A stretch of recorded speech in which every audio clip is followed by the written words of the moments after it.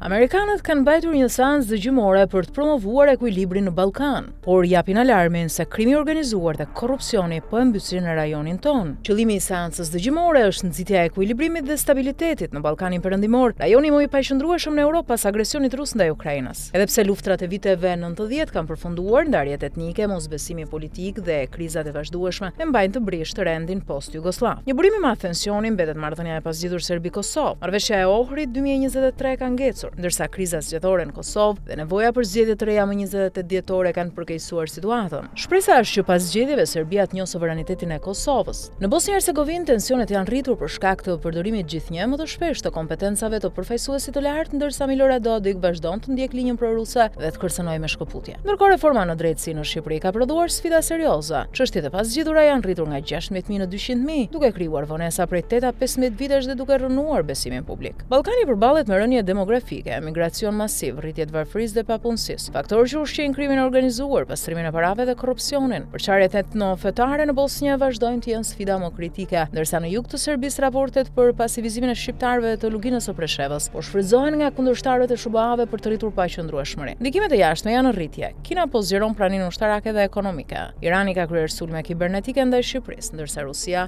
vazhdon të nxjisë tensione përmes aleatëve të saj në Bosnjë dhe Serbi. Varësia energjetike e Serbisë nga gazi rus e pengon shkëputjen nga Moska. Në rast konflikti, aleatët e NATO-s, Shqipëria, Malezi dhe Maqedonia e Veriut, do të ishin të parët në shënjestër me rrezikun e aktivizimit të nenit 5. Kosova jashtë NATO-s për shkak të mosnjohjes nga disa vende të BE-s mbetet veçanërisht e ekspozuar. Megjithëse sfidat, ekzistojnë mundësi reale për stabilitet dhe prosperitet, nëse SHBA shton angazhimin strategjik. Administrata Trump vlerësohet për rikthimin e vëmendjes ndaj rajonit, Kongresi ka rolin të ofrojë mbikëqyrje dhe të mundsojë politika që forcojnë paqen dhe ekuilibrin në Ballkanin Perëndimor.